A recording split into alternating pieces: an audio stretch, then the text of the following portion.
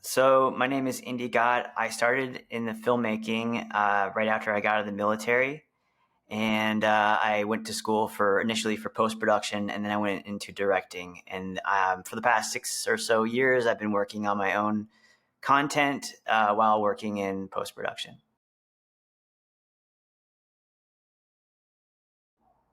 Well, Dissonance is it first started off as a monologue I wrote for my girlfriend for like a little short little competition thing, and it kind of adapted throughout time during the pandemic. And I was like, let's add some friends and stuff like that, and let's make individual monologues.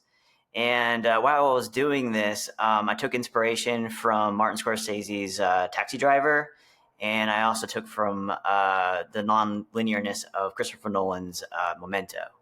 And so I kind of mosh-poshed a lot of these together, and due to schedule conflicts and a bunch of different things when you're doing things for low budget and for free, I had to do the best I could do to make this a coherent story.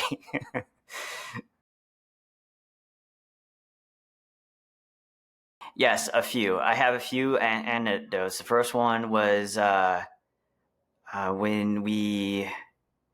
I'm trying to think. I did all these things in the pre-make film thing, and so I'm trying to I fill these out. Oh, one of them was when we were driving on the during the scene where Bronwyn is driving. She we were almost our gear almost got stolen from a transient person, and so that was quite scary. Another one was actually a fun fact is when we were filming the Jack of Diamonds scene in the loft. You'll see in the distance in the back there, behind her as she's walking, you'll see her pass a building, and that's the Hotel Cecil. It's like a haunted, famous place in LA that has a Netflix special about it, and it's like about all these little haunted stories and stuff. So that's a little fun little bit that you can find in there.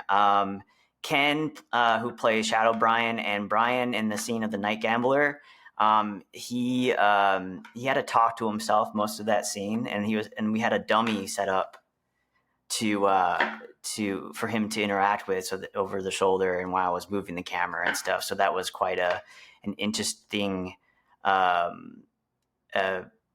way of us trying to accomplish this type of shot. So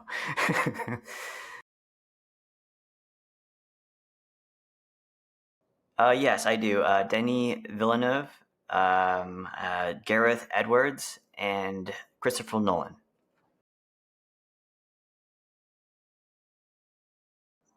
Well, they tend to go more of a grounded feeling, and they like to have a little bit more of that grungy, not too campy, if you will. Like in certain type of styles, you get a little bit more too like exaggerated when it comes to like sci-fi's or detective stories and stuff like that. I like to be able to bring my creations a little bit more down to earth, and I feel like these directors are able to do that very effectively.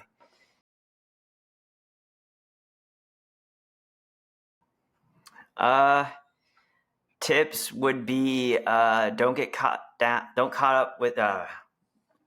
bogged down with equipment.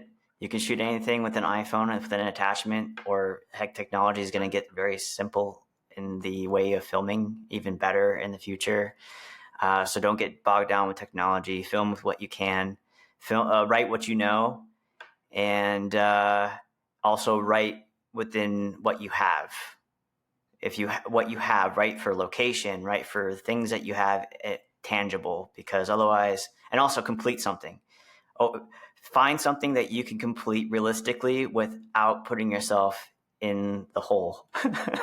We don't want to be in post production hell. So keep yourself motivated and keep yourself going. This is an industry of people completing things, so let's try to do it together, and we'll see you at the film festivals. I have a few projects. As everyone does. Oh, I have like five. I have seven. Well, the ones that I have right now, I'm working on a grounded sci-fi that I'm working on a grounded sci-fi that's focusing on purpose and exploring purpose. Trying to and it's called Transistor, and she's really struggling with finding who she is and in her identity, and so that's something that I'm currently working on. Another project I am working on is a coming of age story about a teenage woman who is overcoming grief of the loss of her father.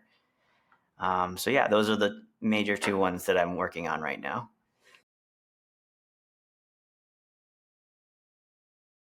I actually have a few. It's not. I can't really put myself into one, but the hodgepodge is usually it's pretty much Cowboy Bebop meets Luther and a splash of Back to the Future for taste, of course.